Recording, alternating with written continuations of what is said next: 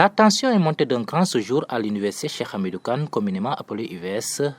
La fédération des étudiants a déclenché un mouvement d'humeur de 48 heures pour protester contre des lenteurs administratives jugées anormales, selon eux.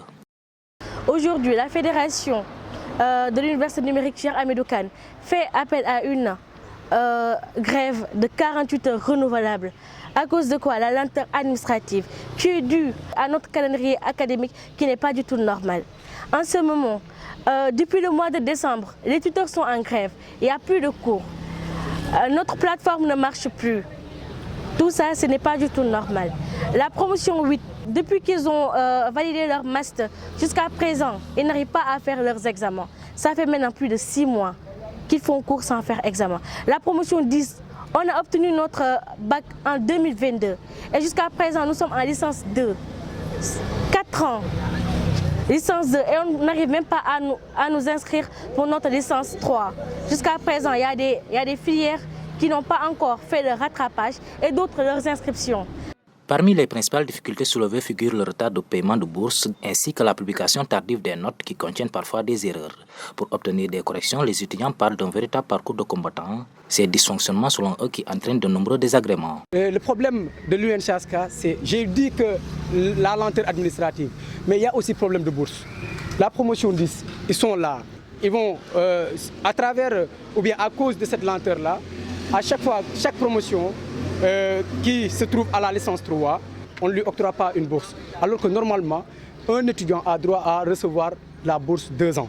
Nous, on n'a pas cette chance-là parce que pourquoi notre université a eu ce qu'on appelle des lenteurs.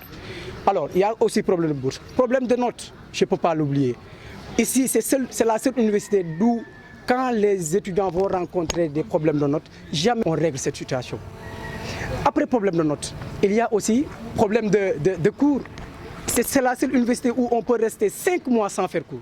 Mais c'est inadmissible, 5 mois sans faire cours. Face à cette situation, les étudiants se disent à bout et lancent un appel pressant aux autorités compétentes afin qu'une solution rapide et durable soit trouvée. Nous voulons que l'État, les autorités compétentes, ils reçoivent nos cris de cœur, qu'ils puissent nous aider à avoir un calendrier académique normal comme toutes les universités. On mérite, et c'est notre droit, on mérite d'être traité comme tous les autres étudiants qui sont à l'UCAD, à l'UGB et ainsi de suite. On veut qu'ils nous aident. Nous avons besoin que cette administration puisse entendre le cri de cœur de tous les étudiants. La grève ne concerne pas que la promotion 10 ni la promotion 8, mais c'est pour tous les étudiants de l'université numérique Cheikh Hamidou Kane. Nous avons besoin de changement et c'est l'heure. Il est temps que les choses changent. Ça fait 13 ans d'existence et jusqu'à présent, rien ne va dans cette université. Et nous, on veut qu'il y ait changement. Donc, on les appelle à ce qu'ils nous aident vraiment à améliorer notre condition d'études. Nous avons besoin d'être dans de bonnes conditions. Nous avons lancé un message aux autorités compétentes, surtout aux ministres, de leur dire que nous, ici à Ziguinchor, nous avons besoin de notre ENO définitif. L'ENO qui est là, en fait, c'est un bâtiment qu'on loue et ça fait 13 ans. L'ENO définitif, ça fait 13 ans qu'il est en construction et jusqu'à présent, on n'arrive pas à obtenir notre ENO, chose qui n'est pas du tout normale. L'ENO, ça fait 13 ans et à chaque fois qu'on fait des démarches, c'est la même chose. Ils préviennent toutefois que ces mouvements d'humeur pourraient se durcir si aucune réponse concrète n'est apportée dans les prochains jours, tout en disant ouverte au dialogue et restent déterminés à défendre leurs droits.